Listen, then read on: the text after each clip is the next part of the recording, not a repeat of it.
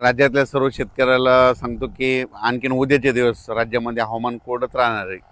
पण 15 जुलैपासून राज्यात बऱ्याच भागामध्ये पावसाला सुरुवात होणार आहे, म्हणून हा अंदाज लक्षात. जे 8 दिवस पावसाने विश्रांती घेतलेली पाऊस ते मात्र उद्याच्याला 15 तारखेला मात्र परत सक्रिय होणार आहे, म्हणून हा अंदाज लक्षात.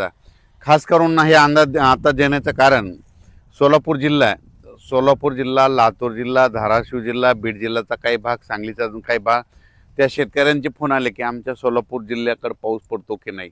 तर सोलापूर जिल्ह्यातल्या शेतकऱ्याला सांगू इच्छितो की सोलापूर झालं, सांगली झालं, त्याच्यानंतर लातूर, बीड, धाराशिव, नांदेड ह्या पट्ट्यामध्ये मात्र 15 तारखेला बऱ्याच भागामध्ये पाऊस सुरू होणार आहे. 15 तारखेपासून तो पाऊस असा वाढत वाढत जाईल. त्याच्यानंतर 19 तारखेच्या नंतर आणखीन त्या सोलापूर, लातूर, धाराशिव, नांदेड, सांगली ह्या जिल्ह्यातल्या पावसाचे आणखीन पाऊस वाढत जाईल, म्हणून हा अंदाज लक्षात.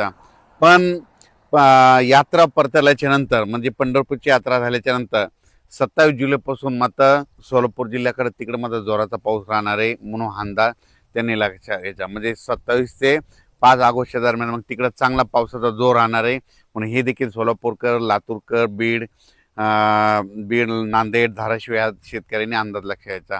म्हणजे सांगायचं झालं तर 15 तारखेला बऱ्याच भागामध्ये आगमन होईल, पण त्याच्यानंतर 18-19 नंतर ते पाऊस वाढत जाणार आहे, म्हणून हा अंदाज सर्व शेतकऱ्यांनी लक्षात घ्यायचा.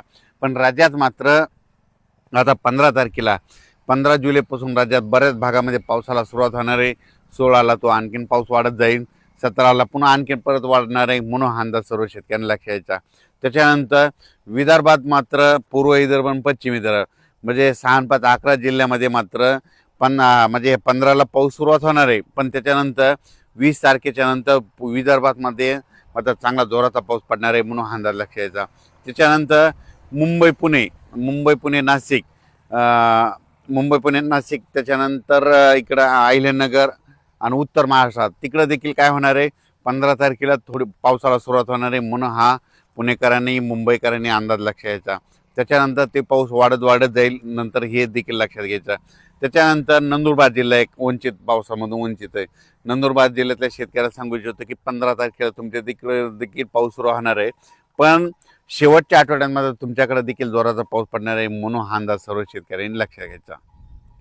विदर्भातल्या पूर्व विदर्भ आणि पश्चिम म्हणजे 6-5-11 विदर्भातल्या जिल्ह्याला सांगू इच्छितो की जसा मुंबईकडे पाऊस, पुण्याकडे पाऊस पडला, नाशिककडे पडला, तशी परिस्थिती मात्र नागपूर, भंडारा, गोंदिया, चंद्रपूर, यवतमाळ, गडचिरोली, ह्या अकोला, अमरावती इकडं, त्याच्यानंतर बुलढाणा, जळगाव, त्याच्यानंतर वाशिम, हिंगोली ह्या परिसरामध्ये जसा मुंबईकडे पाऊस पडला तसा मात्र आता हे जे 20 तारखेच्या नंतर तिकडं पाऊस पडणार आहे, म्हणून हा अंदाज लक्षात घ्यायचा.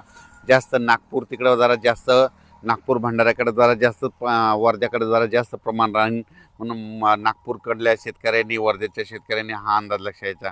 म्हणजे सांगायचं झालं तर आता वरुण राजाची खरी बॅटिंग आता तिकडे म्हणजे विदर्भाकडे. म्हणजे आता हे टप्पा विदर्भात एक चक्रीवादळ, एक लो प्रेशर आहे, एका पाठोपाठ 2 लो प्रेशर आहेत, 2 प्रणाल्या आहेत. त्या जात असताना काय होणार, तिकडं पाऊस पडेल, पण तिकडं ते चक्रीवादळ फिरत असल्यामुळे मराठवाड्यामध्ये काय होणार आहे, मराठवाड्यामध्ये इकडे रिमझिम पाऊस राहणार आहे, म्हणून हा अंदाज लक्षात घ्यायचा.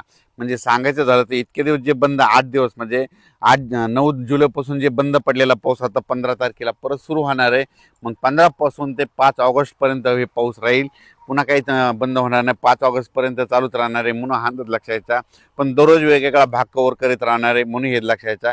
सगळीकडे त्या एका ठिकाणी येणार नाही, म्हणून हे देखील सर्व शेतकऱ्यांनी लक्षात घ्यायचा.